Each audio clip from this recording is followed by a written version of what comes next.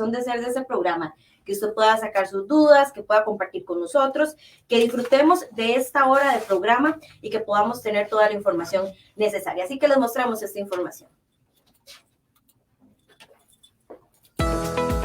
Se estima que en el país cerca de 152.000 familias carecen de una vivienda digna que les permita establecerse y mejorar sus opciones económicas y de calidad de vida. Es por esto que una iniciativa del sector vivienda apunta a que edificios que estén en abandono puedan ser rehabilitados.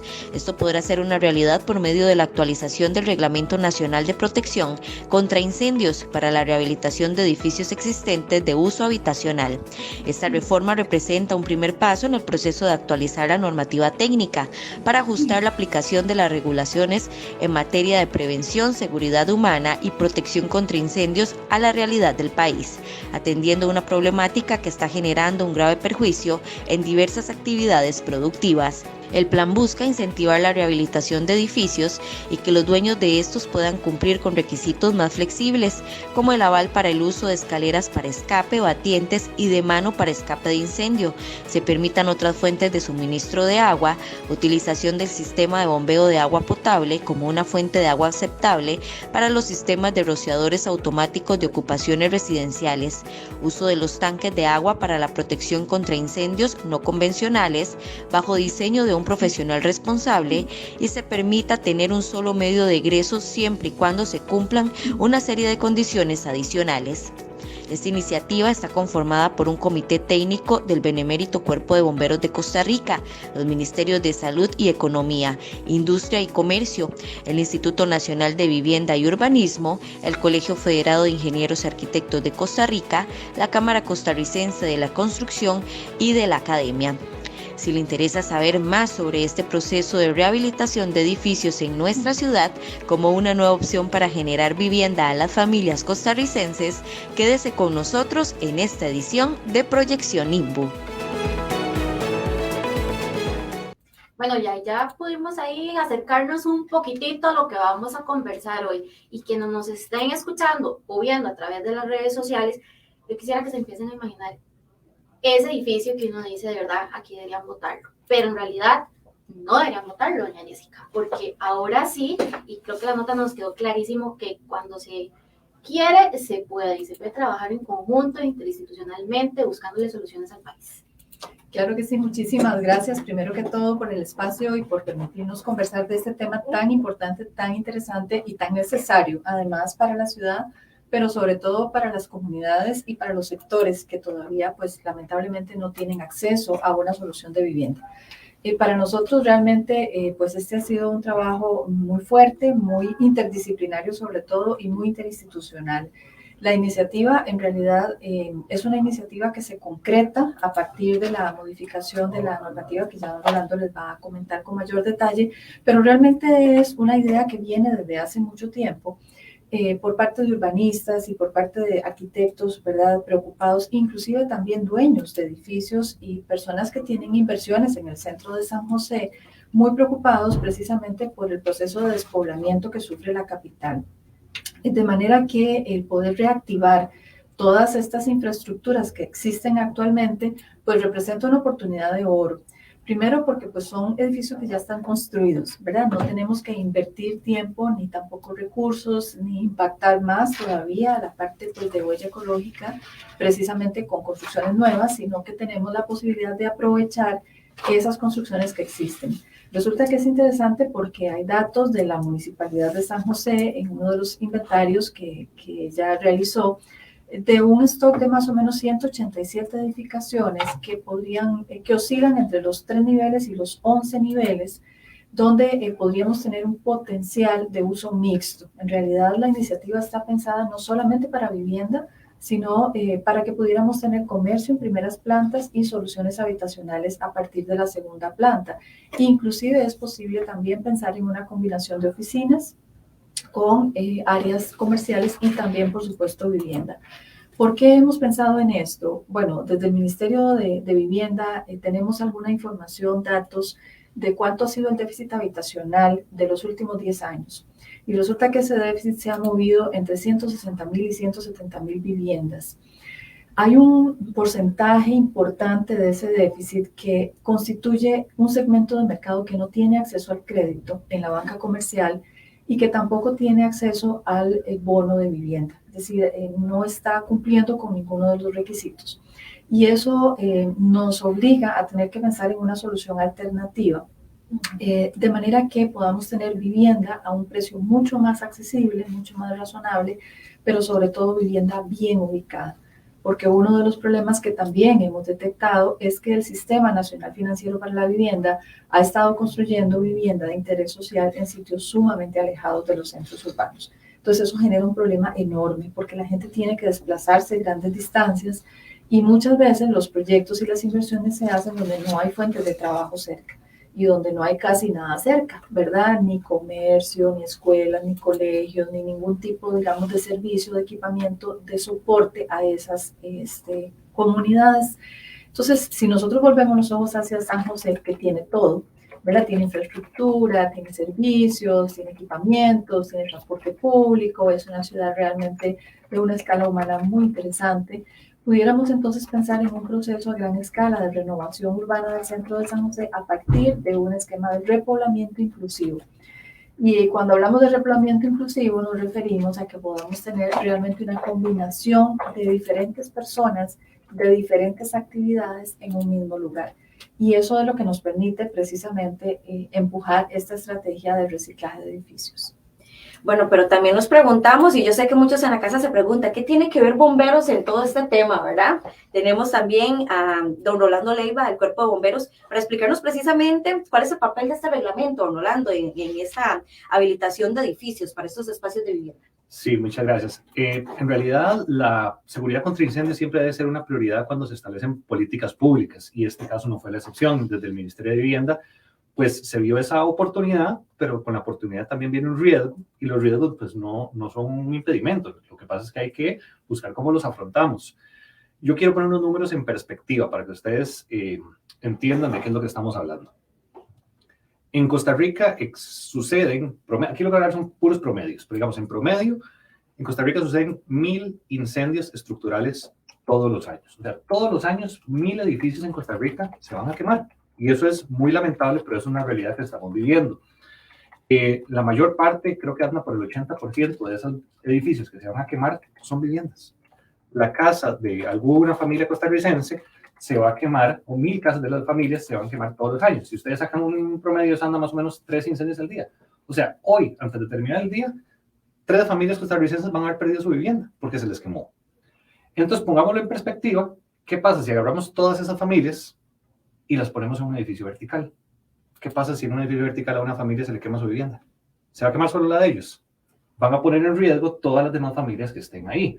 Ahora bien, esto no es una cosa catastrófica que nunca ha ocurrido en la vida. Bueno, hay ciudades mucho más viejas. Se habla de edificios viejos en San José, pero realmente San José es una ciudad relativamente joven si la comparamos con otras ciudades de Norteamérica o en Europa. Entonces ya hay soluciones para eso. Eso ya está inventado y va a sonar muy feo, pero ya esos otros países tuvieron las amargas experiencias, el aprendizaje, y lo que hacen es que nos transmiten esas lecciones para que nosotros no tengamos que vivir eso. San José está empezando a crecer en altura.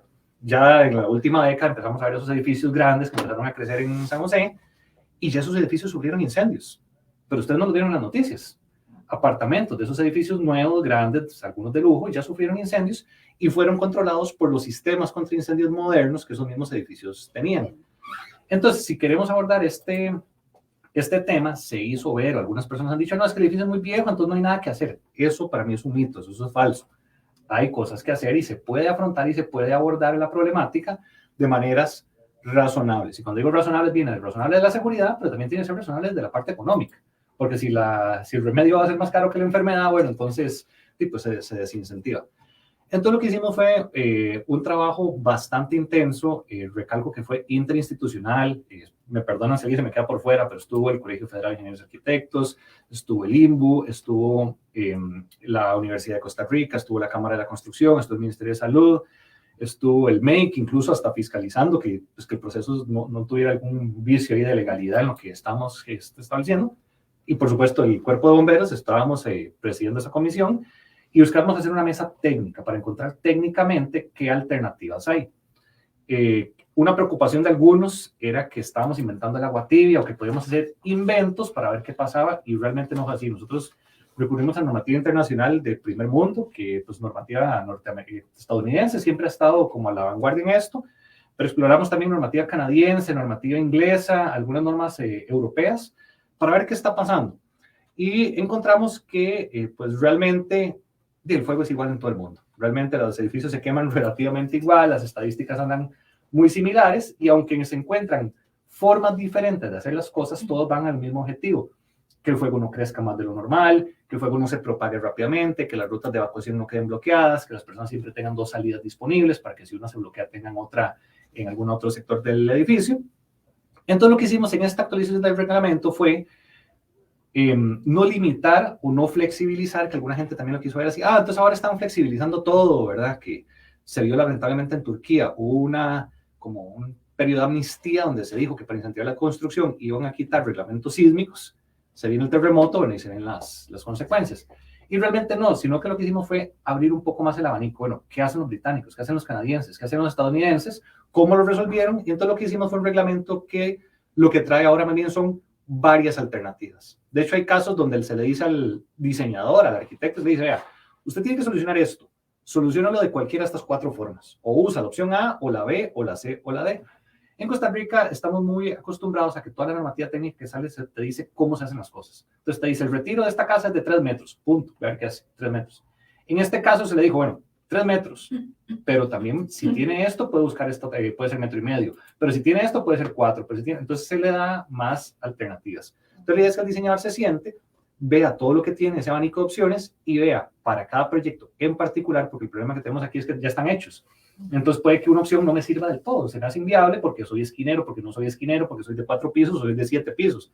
Pero tal vez alguna de esas alternativas dice, mira, ya veo una luz, ahora sí le encuentro una posible solución. Otro problema que hemos encontrado es que cuando la normativa es muy extensiva, ¿verdad? Tiene mucho texto, los abogados les encanta, pero los ingenieros, los arquitectos tal vez no tanto. A ellos lo que les gusta es ver como puntos, como ítems, como soluciones. Deme una lista de posibles alternativas para yo poder escoger y poder implementar. Entonces, ese fue el trabajo que se hizo. El producto que está ahí está publicado, lo encuentran en nuestro sitio web, bomberos.gov.cr. Lo que busca es eso, darle una gran cantidad de alternativas para que el diseñador que opte por esto, pues escoja, ¿verdad?, la que mejor le sirve, o incluso haga un híbrido, ¿verdad? O escoja un poquito de una alternativa, un poquito de la otra, y busco cómo lo adapto al edificio. Bueno, súper interesante esto que nos comentaba don Rolando, Tati, y de verdad que vamos atando ahí como un poquito de información, ¿verdad? Porque esto es como una escala de información a nivel internacional, vemos que nos sirve a partir de Costa Rica y además de esto, la aplicación. Así que vamos a hacer nuestra primer pausa acá en el programa y ya vamos a regresar con más de Proyección INBU, Renovemos Costa Rica.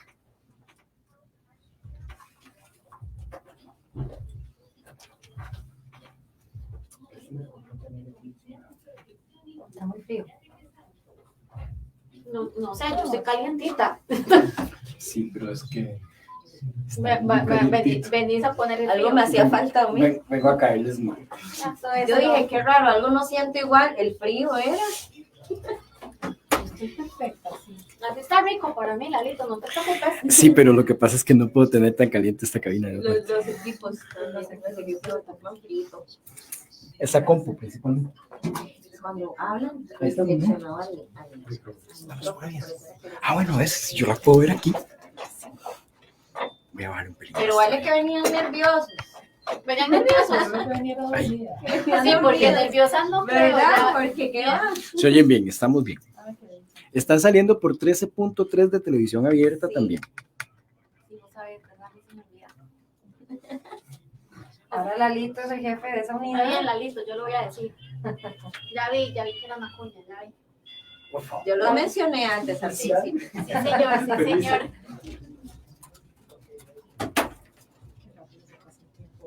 Estamos al alcance.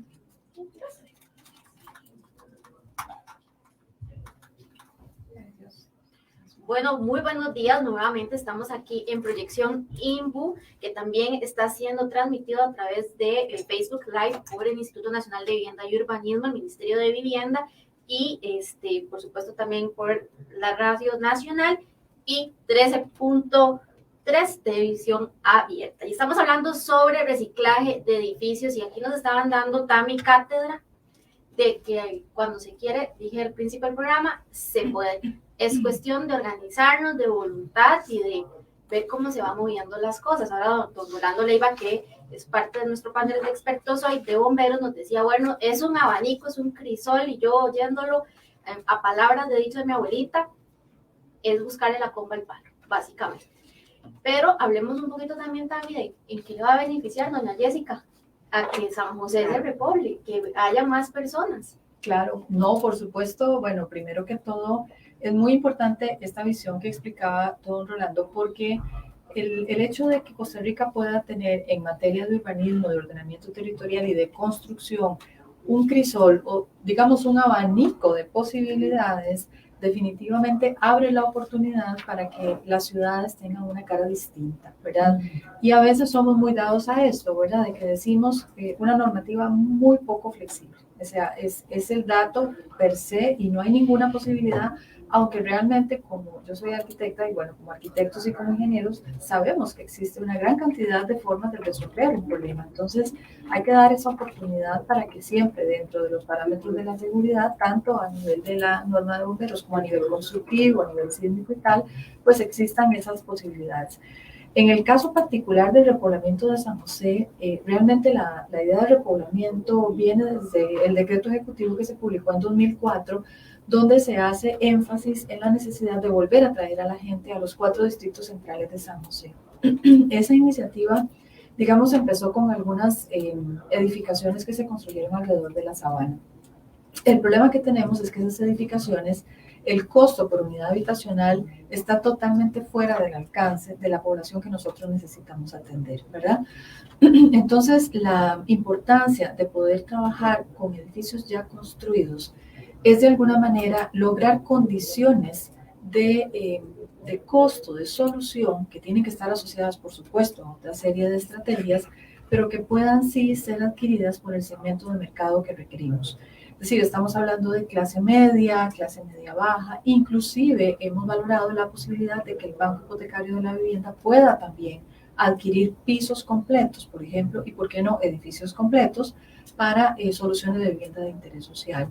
Esto es básicamente lo mismo que hace el banco hoy comprando un proyecto llave en mano, ¿verdad? Solo que en lugar de comprarlo en lotes y con casas individuales, lo compra en un edificio en el centro de San José. Entonces,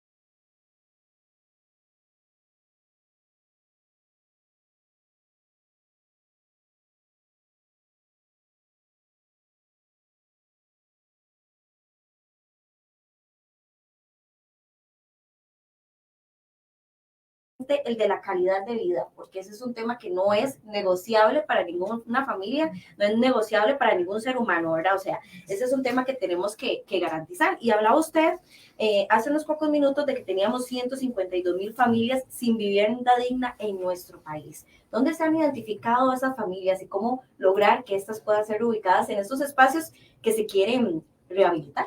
Sí, claro. Bueno, tal vez una pequeña precisión. Hemos tenido estudios del déficit habitacional, ¿verdad? Que se, digamos, derivan de la Encuesta Nacional de Hogares y, bueno, todos los censos que, por supuesto, que hace el INEC, las proyecciones y demás, además de datos propios que maneja el Ministerio de Vivienda.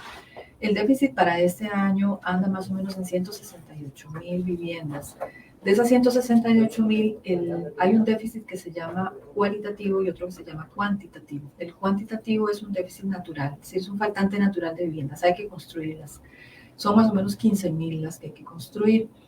El otro déficit es un déficit cualitativo, eso significa que abarca viviendas en mal estado o en estado regular o viviendas en hacinamiento, ¿verdad? Entonces ahí tenemos también una oportunidad porque muchas, por ejemplo, de las situaciones que explicaba don Rolando sobre incendios que se dan, muchos son en cuarterías, por ejemplo, ¿verdad? Entonces son personas que alquilan cuartitos, instalaciones que no están con condiciones adecuadas y lamentablemente no encuentran otra alternativa. Entonces, y están pagando por esas soluciones, ¿verdad? Entonces, qué diferente sería si ese pago que esa persona está haciendo por un cuarto, ¿verdad? En condiciones que no son las mejores, pues pudiera hacerlo eventualmente en un proceso de alquiler, porque estas viviendas no solamente están pensadas para ser adquiridas en propiedad, sino que también hemos pensado en la posibilidad de que pudiéramos habilitar viviendas de alquiler en estos edificios. De manera que entonces se diversifica la población que podría tener acceso. Entonces estamos hablando de que sí, hay un segmento de población, digamos, entre los estratos 2 y 6, que es lo que hemos denominado históricamente el sándwich, es decir, es ese segmento que no es sujeto de crédito en la banca comercial por diferentes circunstancias, pero que por sus niveles de ingreso tampoco es sujeto de, digamos, el subsidio para la vivienda. Entonces, pues digamos que está condenado a alquilar toda la vida, porque no hay ninguna otra forma que puedan resolver su problema. Entonces, bueno, el tema también de los tipos de tenencia es algo que hay que poner sobre la mesa, lo hemos puesto sobre la mesa, inclusive en el proyecto de ley que hemos presentado y en el texto sustitutivo que estamos trabajando, se plantea la posibilidad de otros tipos de tenencia distintos a la propiedad. Por ejemplo, les digo, en el caso de Francia, ninguna vivienda de interés social es propia, toda es alquilada, ¿verdad? Es como decir una concesión que se da por una cantidad de tiempo.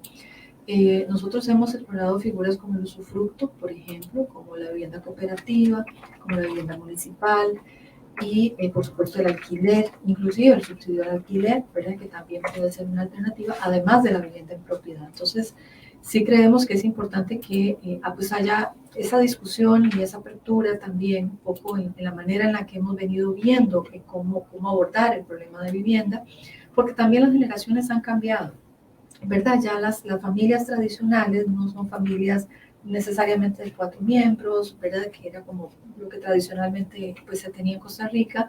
Hay muchos jóvenes que se quieren independizar, ¿verdad? Uno ve inclusive en la oferta, digamos que las compañías inmobiliarias pues plantean inclusive estudios de 30 metros cuadrados, 40 metros cuadrados, pues viviendas más plantas libres, ¿verdad? O sea, es otro concepto muy distinto y la gente, pues por supuesto, tiene ahorita, la gente joven, mucho más conciencia de la importancia del transporte público, de movilizarse en medios masivos, de no pensar necesariamente en un vehículo. Entonces eso también, digamos, cambia mucho la visión de mundo y la forma en la que debemos estar abordando las problemáticas de vivienda y las necesidades de vivienda.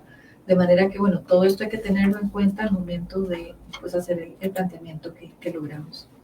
Bueno, para las personas que se volvieron a conectar, no, se perdieron la explicación de que tuvimos un apagón de bienvenida, entonces estamos retomando el tema del reciclaje de edificios y yo quisiera, don Rolando, que no le prometí decirle no, Rolando, yo quisiera que usted, en un caso vívido, sin decir nombres, ¿verdad? Por aquello, ¿qué tipo de edificios, por si alguna persona que nos está escuchando tiene un edificio o conoce a alguien que tiene un edificio en San José y dice, uy, ese programa me interesa, yo quiero ser parte? ¿Cuáles son las características que debería tener? Ok, bueno, muy muy importante. Yo creo que cualquiera que haya pasado, aunque sea en carro, por el centro de San José, ya ha visto esos edificios y le han llamado la atención. ¿Qué es el factor común que tienen? El primer nivel es de altísimo valor comercial. Prácticamente la totalidad de esa área está destinada a comercio. Ahí encuentras tiendas, panadería, cualquier tipo de uso mercantil que se necesita en una ciudad en el primer nivel. Nadie te va a subir a un segundo o un tercer nivel a comprar ropa. La gente entra, si lo ve a nivel de calle, entra, compra accesorios para celular, compra mercadería, compra alimentos y continúa. Nadie va a ir al cuarto o quinto piso. Entonces, el factor común que se les volvió es que esos pisos adicionales tienen dos opciones. O están totalmente en desuso, los ves abandonados, o, que es el peor de los casos, ves un uso informal. Y yo sí quiero hablar de lo que es la vivienda irregular, que doña Jessica está mencionando, que viene de ese déficit de vivienda. Hay dos tipos de vivienda irregular, o para efectos nuestros, en protección contra incendios de emergencia, lo vemos en dos tipos, que es el desarrollo en precario horizontal, que ya están totalmente identificados y todo el mundo sabe de qué estamos hablando, y también las famosas cuarterías, que cuartería es un término que se usa, pero por definición es algo que se usa de manera totalmente irregular. En seguridad contra incendios, los dos escenarios son altamente peligrosos, el segundo es todavía un poquito más peligroso. El desarrollo en precario. En todos los precarios siempre hay un factor común, hay calles sumamente angostas, entonces imagínense lo que es un vehículo pesado, entonces un vehículo del cuerpo de bomberos de alto tonelaje, ingresar a un espacio con carreteras que realmente fueron totalmente improvisadas.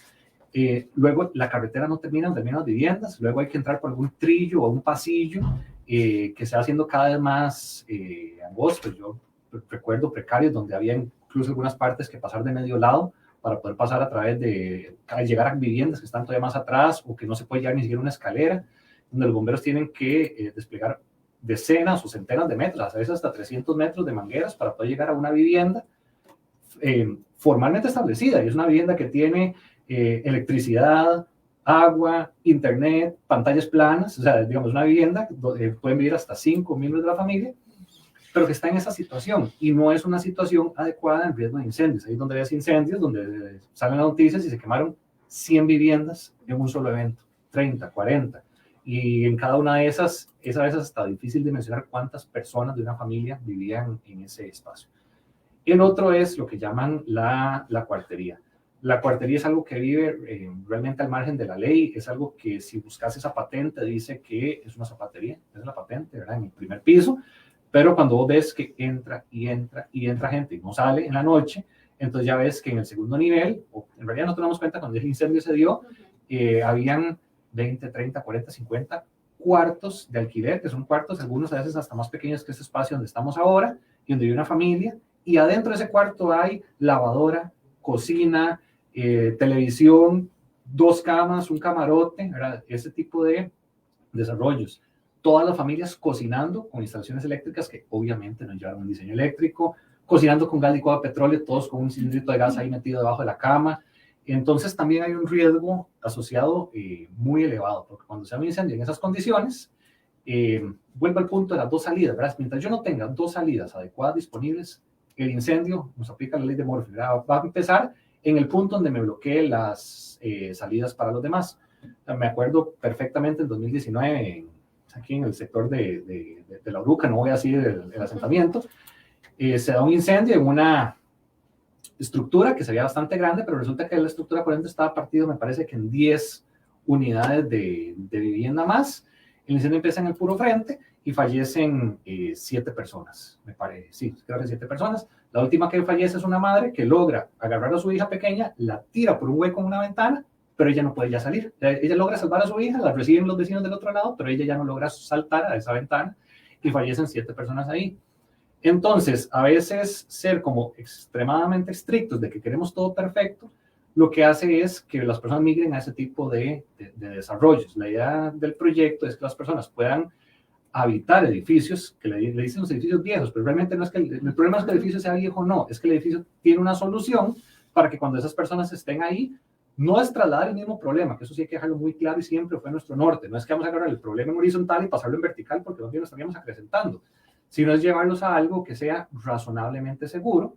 Aparte todo el tema de vivienda, que no me voy a meter, me voy a quedar en mi especialidad, sino que sea en seguridad contra incendios. Digamos que ese edificio sea totalmente seguro para esas personas que van a pasar ahí. Doña Jessica, nos comentaba usted al principio que hay 187 edificaciones que ustedes ya tienen identificadas. ¿Cómo se ha hecho esa valoración de esos edificios? Tal vez si nos explica un poco cómo es ese proceso.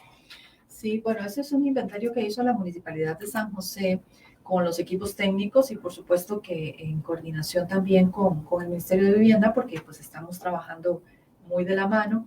Decirle también que hay otras iniciativas a nivel académico. La Universidad de Costa Rica ha hecho muchos proyectos de tesis y de graduación también sobre el tema del reciclaje, y recientemente el TEC también hizo una labor muy interesante con propuestas inclusive de anteproyectos ya elaborados a lo interno, con distribuciones y demás.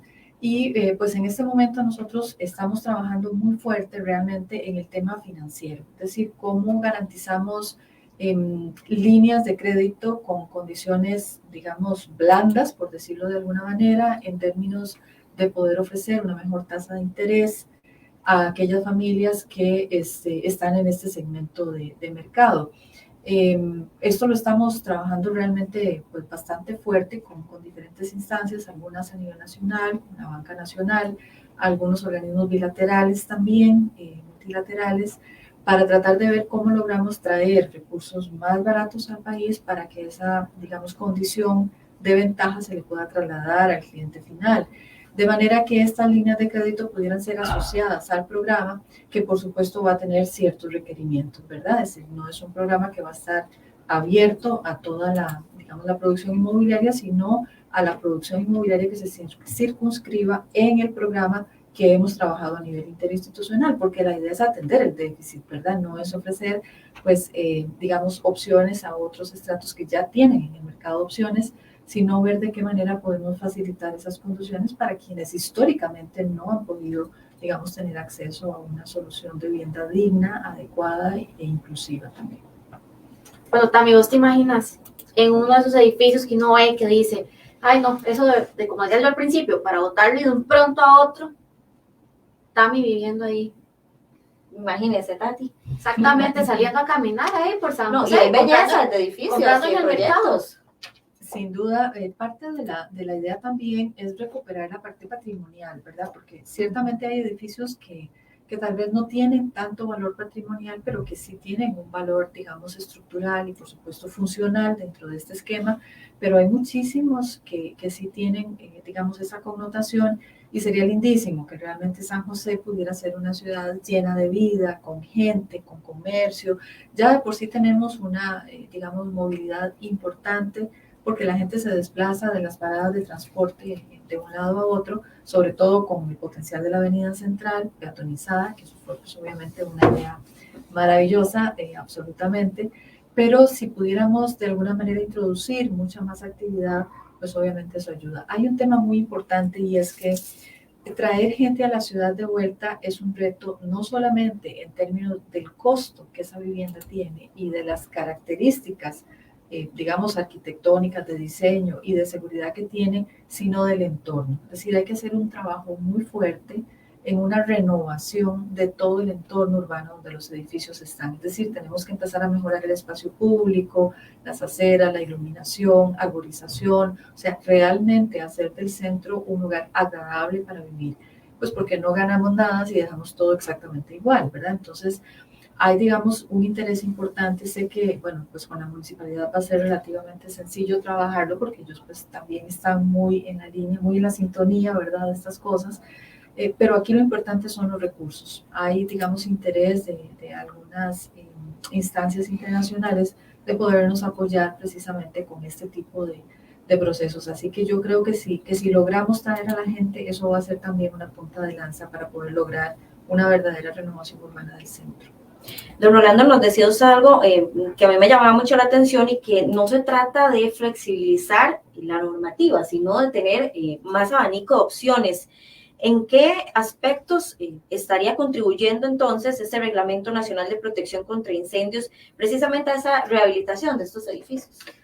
Ok, bueno, sin entrar así como en un detalle excesivamente técnico, lo que se ve, casi que la piedra en el zapato de los diseñadores siempre es el tema de las salidas.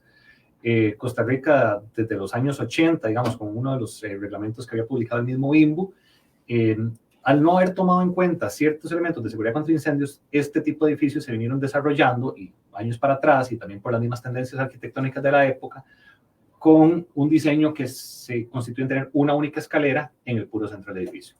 Arquitectónicamente es muy bonito, pero en temas de seguridad contra incendio eso es una pesadilla, porque una única escalera en el puro centro del edificio quiere decir que en cualquier lugar donde empiece un incendio la escalera va a quedar bloqueada. Obviamente otras ciudades, hablemos de, no sé, Boston o Nueva York, ya del 1920 sabían que los edificios tienen que tener 2 escaleras en los 2 extremos. Entonces, cuando yo tengo que renovar el edificio, si las escaleras ya están bien puestas, es muy fácil. Pero si las escaleras ya están mal colocadas desde el inicio, ya luego se hace muy difícil encontrar una solución. Entonces, lo que empezamos a ver es qué alternativas habían para ese tipo de edificios. Entonces, en salidas, se les establece una opción que también es de norma internacional, que es la escalera de escape. La gente a veces dice, mira, esa es la que se ve a veces en televisión, cuando uno en Nueva York, que son esas escaleras metálicas por fuera. Bueno, es una alternativa que hasta la fecha de hoy en el país prácticamente, ¿no? O cuando se usaba, era muy mal utilizado. Entonces ya es lo que se genera la regulación y se le dice, bueno, ¿quiere poner una escalera de escape? Esta es la forma correcta de hacerlo, estas son las medidas, estas son las dimensiones, estas son las características. No puede lograr que las escaleras tengan ciertas dimensiones. Bueno, estas serían las mínimas aceptables, ¿verdad? Entonces se le da una serie de alternativas.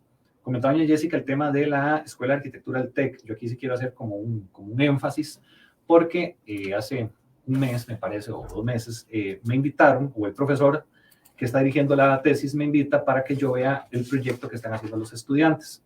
Entonces yo me llevo una sorpresa, pero muy, muy agradable, porque resulta que el profesor les dice que tienen como obligación leerse este nuevo reglamento, agarrar algunos de esos edificios que están en ese plan piloto de la municipalidad, que son esos 180 y resto de edificios, les da algunos de esos como trabajo y les dice, con este reglamento, genérele una solución, bueno, y obviamente tomando en cuenta otras cosas de arquitectura, ahora que se escapan de esto, pero en el tema de incendio les dice, haga una propuesta viable.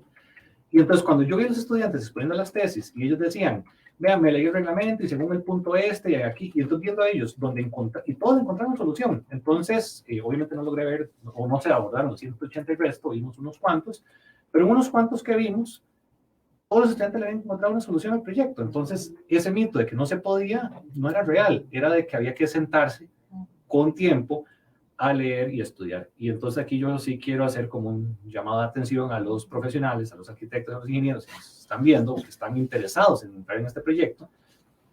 El reglamento tiene que leerse. Podemos publicar 100,000 reglamentos que si los reglamentos no los van a leer, no van a servir. Entonces nunca van a encontrar alternativas y no nos podemos dar, es que no se puede, es que bomberos es muy exigente, es que los requisitos en Costa Rica son inviables. Ya los leyó. Ya leyó a ver si había algo que se ajustara al proyecto.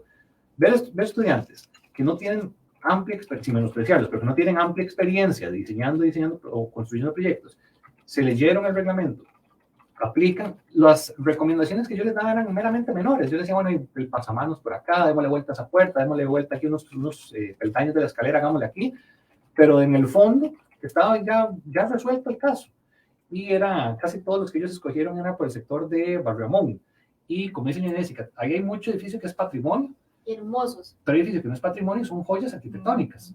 Entonces, cuando ellos hacían los renders, las proyecciones y se veía esas fachadas en algunos estilos, el uso que ellos proponen, que además son usos que ya prácticamente estaban, pero ellos dicen, bueno, voy a rescatar la cafetería que está en el primer piso, pero entonces voy a agarrar estos pisos 3 y 4 que están vacíos, o que lo que está es la oficina del dueño, que tiene oficina y porque no tiene nada que hacer realmente más que en ese espacio, o bodega, y espacios que están de bodega, y puedo salvar 2, 3, 4 apartamentos más, ya es ganancia. Y entonces, si eso lo vamos multiplicando, pues es una solución. Pero volvemos al punto. Les voy a dar un dato estadístico también que no es positivo.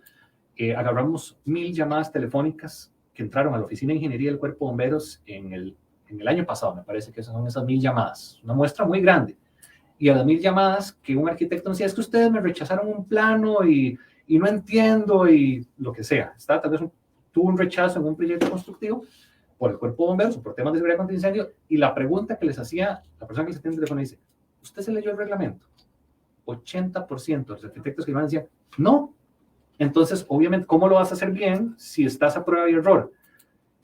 Yo creo que eso no aplica para ningún tipo de proyectos, pero en esta iniciativa de rehabilitar el sector, no pueden darse el lujo de ir a prueba y error. Aquí hay que sentarse, hay que estudiar, incluso especializarse, ¿verdad? Algún arquitecto más bien podría ver a su nicho de negocio y decir, bueno, me voy a especializar en esta materia porque va a surgir, o esperamos, un auge grande en esto, para que conozca la letra menuda, para que afine bien el lápiz, y entonces ahora sí, cada vez que agarre un caso, ya sepa cuáles estrategias puede usar, dónde están las alternativas. Entonces sí es como ese llamado de atención a los profesionales, ingenieros, arquitectos, tenemos que educarnos, tenemos que ponernos a estudiar. Es regla de oro, requisito, leerse el reglamento, entonces. Sí, Tami, yo ya me veo viviendo ahí en uno de esos edificios tan bonitos en Amón, que me quede a 5 minutos del trabajo. Tati, bueno, y de verdad que a mí me encanta esto de que se tome en cuenta también a los estudiantes, porque siempre vienen con ideas frescas, ¿verdad? En otros panoramas, abren la posibilidad a muchísimas ideas, entonces... No viene con ese mito, Tami, que decía Rolando, que me parece importantísimo, creo que el proyecto es BRIS. Sí. Porque Texas es vecino nuestro, y es eso, los chicos y las chicas que están estudiando ingeniería, que están estudiando arquitectura, en cualquier carrera en general, pero digamos que en estas dos en particular, vienen con esa sangre nueva, con esas ideas nuevas, y tal vez no tienen ese mito en su cabeza preconcebido de qué pereza leerme el reglamento, o el reglamento que siempre, de por sí, doña Jessica siempre lo dice, para los planes reguladores, para que tienen etimológicamente una connotación similar, me regula, me cierra ahí la camisa, cuando en realidad simplemente me dan una pauta para que yo pueda ponerme creativo y decirme, bueno, todo esto, ustedes lo pueden generar. Entonces, qué interesante también, Rolando lo decía, todas esas personas que nos están escuchando o viendo y son desarrolladores, que bueno, que vayan y también toquen ahí la puerta del TEC y digan, yo quisiera ver si mi edificio, qué sé yo, un dueño, ustedes lo hicieron y ya tienen ahí un camino iniciado y se pueden anotar, doña Jessica, en este programa, que ahora sí, si yo soy desarrollador o yo soy dueño de uno de esos edificios, ¿cómo hago para entrar en ese programa? Sí, bueno, precisamente parte de la estructuración del programa tiene que ver con identificar algunos pilotos, ¿verdad? Nosotros creemos que hay un potencial enorme, definitivamente, de inversión, ¿verdad? De renovación, por supuesto, en el centro de la ciudad. Yo siempre hablo de renovación y de ciudad y de centro, soy una enamorada de estas cosas, así que me van a ver siempre con el mismo discurso. Pero es un programa que tenemos que estructurar desde lo técnico, desde lo legal y desde lo financiero.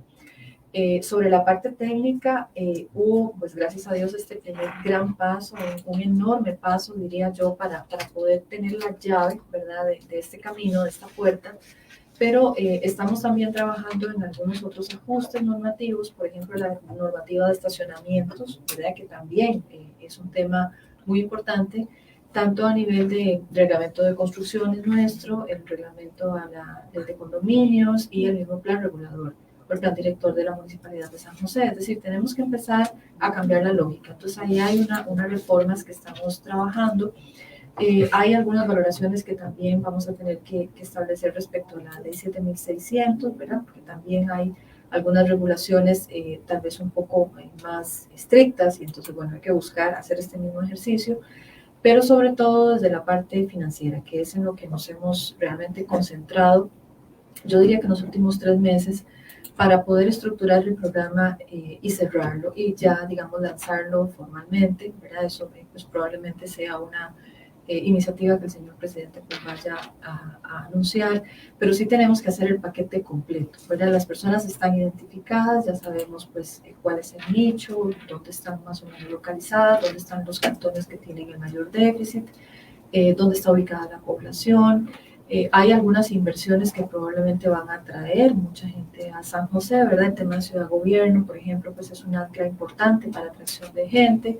Y pues lo que nos falta básicamente es terminar de ajustar esta parte legal, que la tenemos ya pues prácticamente lista, pero hay que hacer el proceso, ¿verdad? Que hicimos también con los compañeros de MEC, de bomberos, de INS, etcétera. Y también el tema de cerrar la parte financiera, o sea, cuáles son las condiciones, cuál va a ser la tasa, cuál va a ser el plazo y un poco los tipos, digamos, de tenencia que vamos a tener. De manera que yo esperaría pues que en las próximas semanas pues podremos estar lanzando ya con muchísimo más certeza información este proceso. Claro que sí, doña Jessica. Entonces vamos a estar muy pendientes de toda esa información que todavía viene en desarrollo, porque recordemos que es un proyecto que va en formación, ¿verdad? Que lleva muchísimos todavía planes para que se concrete realmente. Vamos a ir a una nueva pausa y ya regresamos con más de Proyección.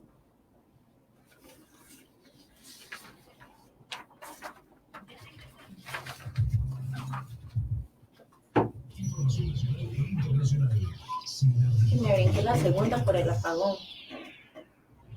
Ah, sí, porque con el apagón, ¿qué cosas suceden? Nosotros aquí yo. Yo fue porque te dejé de escuchar, entonces. No, yo dije, no fuimos, pero deja que doña Jessica siguiera hablando, porque como a veces quedamos ahí y de pronto otro regresa. Yo por eso mejor seguir. Sí, mejor. Mejor. Yo voy a seguir para que no se sienta raro. Yo volví a ver allá porque me acordé el día que Ale se recostó a la pared, ¿se acuerda? Sí. Y yo hice así, yo dije, no, eso no es que pasó. una vez estábamos aquí, una de las compañeras que siempre está, la productora, y se recostó a la pared y nos apagó la luz. Entonces nos quedamos viendo, porque una vez sí nos quedamos sin luz porque un bus chocó contra un carro o al revés, no me acuerdo, y se llevó el tendido eléctrico. Y nos quedamos sin nada. Y no volvieron. No volvimos. No me acuerdo, fue como el primer año, el segundo. Con César fue.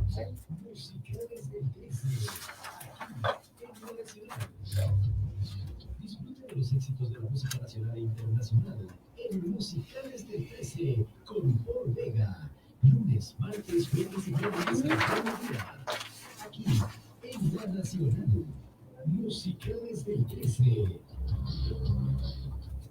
Arrancamos el link. Ahora estamos en ciudaddigital.com.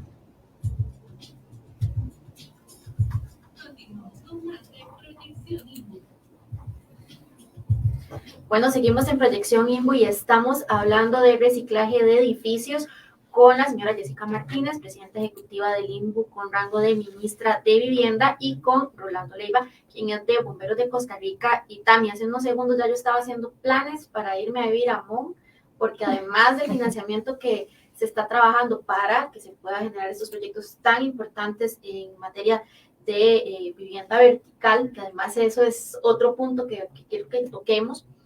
Estoy segura que muchas personas que están, yo siempre lo digo en el programa y en la vida normal, en ese sanguchito, ¿verdad? Que no somos sujetos de crédito en la banca, pero tampoco somos sujetos de bono de vivienda, y que para eso voy a hacer el anuncio. Recuerde que está acá de INBU. Don Rolando, ¿cuánto cree usted, digamos, en materia de, usted que conoce bastante, podría tardarse uno en remodelar uno de estos edificios?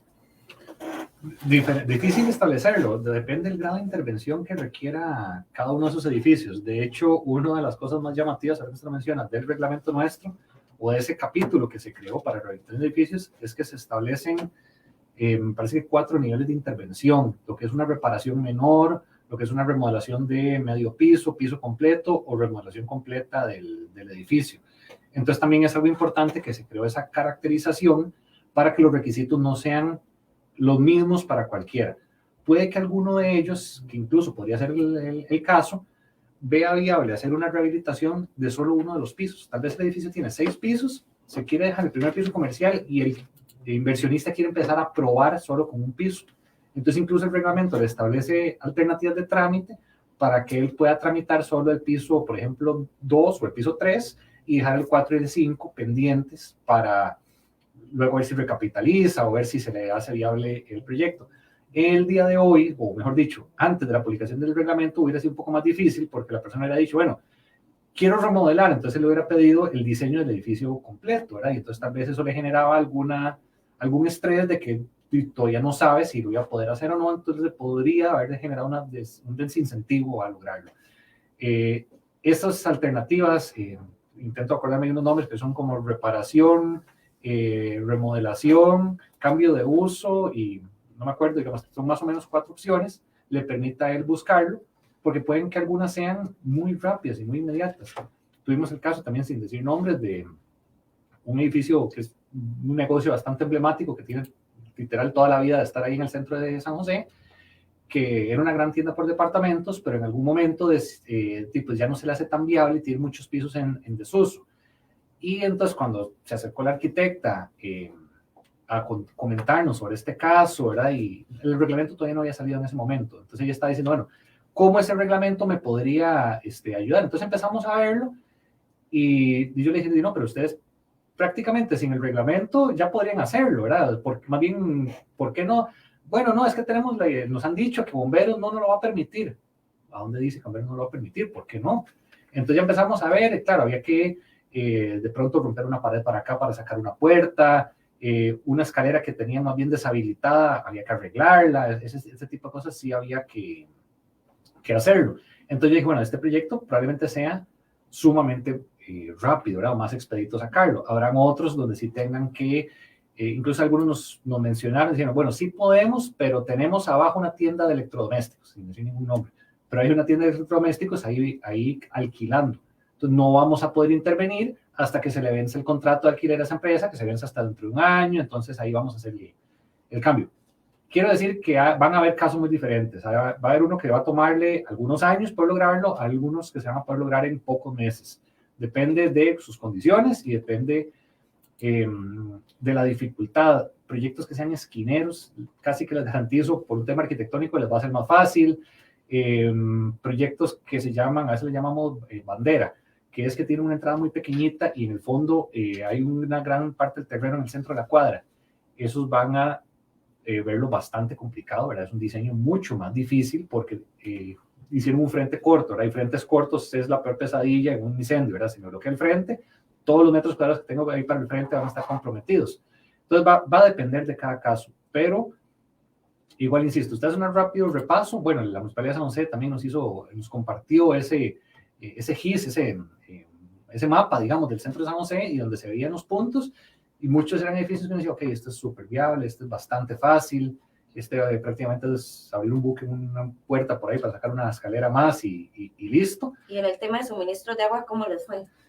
El tema de suministros de agua, esto es un tema no de este proyecto, no de San José, esto es un tema nacional. Costa Rica tiene históricamente un faltante de agua potable, no porque Costa Rica no exista el agua, sino que no tenemos infraestructura, no se ha generado infraestructura suficiente a lo largo de las últimas décadas. Eso viene desde el 2000, bueno, no desde 2008, pero digamos, en 2008 explotó el tema con la publicación de la ley de hidrantes. No sé si recuerdan, después como un boom, se publica la ley de hidrantes, y entonces se empiezan a instalar hidrantes por todo el país. En el 2008 habían 5,000 hidrantes, me parece, y ya ahorita vamos como por 15,000 hidrantes. Eso suena muy bien. Pero cuando vas al tema no cuantitativo, sino cualitativo, y vas a ver cuánta agua tienen esos hidrantes, más o menos el 80% de los hidrantes no llegan al mínimo que el cuerpo de bomberos considera que es aceptable, 30 litros por segundo, andan 15, 20, o sea, andan casi por la mitad de lo que deberían tener. Y ustedes dicen, bueno, ¿qué tiene que ver con este proyecto? Bastante. Muchas ciudades han solventado el problema de los edificios viejos porque les permiten conectar los sistemas contra incendio, sistemas de supresión automáticos, son rociadores que se colocan dentro del edificio para que apaguen los incendios, lo conectan directamente a la cañería de agua potable. Y eso funciona muy bien cuando la cañería de agua potable tiene la capacidad hidráulica para suministrar eso. Pero en una ciudad como San José, que hay cortes de agua, hay días que no hay agua, cada edificio tiene que tener su tanquecito, entonces hubo que buscar otra solución. Entonces, ¿qué buscamos en eso? La solución que sería más viable es el tema de hacer tanques híbridos. ¿Eso qué quiere decir? Ya de por sí ellos, como hay un faltante de agua, van a tener un tanque de agua potable. Bueno, entonces, ¿qué pasa si hacemos una solución híbrida potable incendio? ¿Se puede? Sí, sí se puede, siempre y cuando se haga de ciertas maneras. Entonces, lo que se busca es como reciclar esa inversión o esa infraestructura que ya el edificio de por sí tiene que hacer, que es un tanque de agua y una bomba contra incendios, y una bomba de agua y una tubería principal. Y bueno, ¿qué pasa si el tanque de agua es un poquito más grande? ¿Qué pasa si esta bomba tiene otras características un poquito más robustas? Y para la tubería lo que se le generan son ciertas válvulas para que funcione de manera segura, digamos, que no vaya a ser que el momento del incendio no haya agua. Entonces se les creó una solución, incluso la solución lo van a ver en el último anexo del documento, hasta un croquis tiene un dibujo de cómo hacerlo, para que decir, hágalo así para que eso funcione. Eso me lleva a otro tema que es muy de la idiosincrasia costarricense. A diferencia en otros países tal vez más desarrollados, donde hay unas excelentes políticas y culturas de mantenimiento en los edificios, en Costa Rica lastimosamente no es así. En Costa Rica solo le damos mantenimiento a lo que realmente necesitamos para vivir. Entonces la estrategia que se buscó ahí es que si el sistema de incendio es un sistema compartido con el sistema de agua potable, y ahí no hay quita. Si el agua se fue, todos los vecinos van a reclamar para que arreglen la bomba.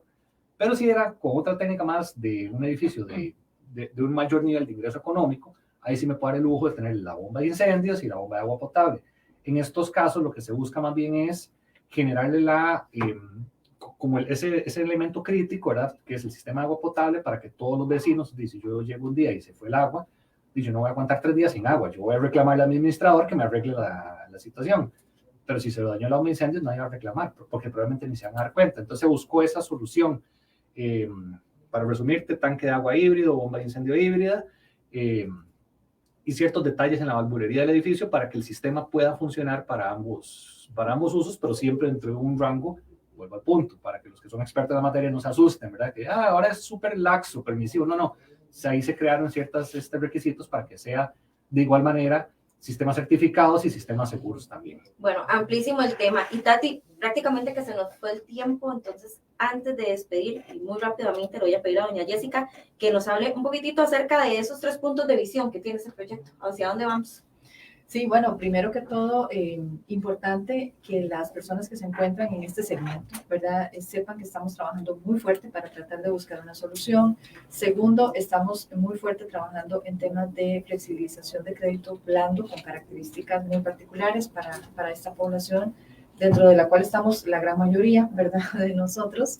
Y también es muy importante la oportunidad de oro que tenemos para renovar la ciudad de San José, que es realmente una necesidad que tiene el país. Nosotros necesitamos traer turismo al centro de la ciudad. El turismo se nos va a las playas y se nos va a las montañas.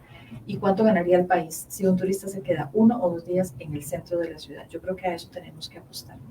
Muchísimas gracias. Bueno, muchísimas gracias a todos y a todas quienes nos acompañaron a través de Radio Nacional 101.5, a través de las redes sociales y también a través del 13.3 Televisión Abierta. Tami, nos faltó tiempo como siempre. Como siempre, agradecidísimos también con doña Jessica Martínez, presidenta ejecutiva del INVO, y con Rolando Leiva de Bomberos, que nos acompañaron durante esta mañana. Por supuesto que invitarles a partir de las 11 en punto el próximo viernes. Nos vemos por acá en este espacio, a través de las redes y por supuesto nos escuchan a través de la radio. Nos vemos el próximo viernes.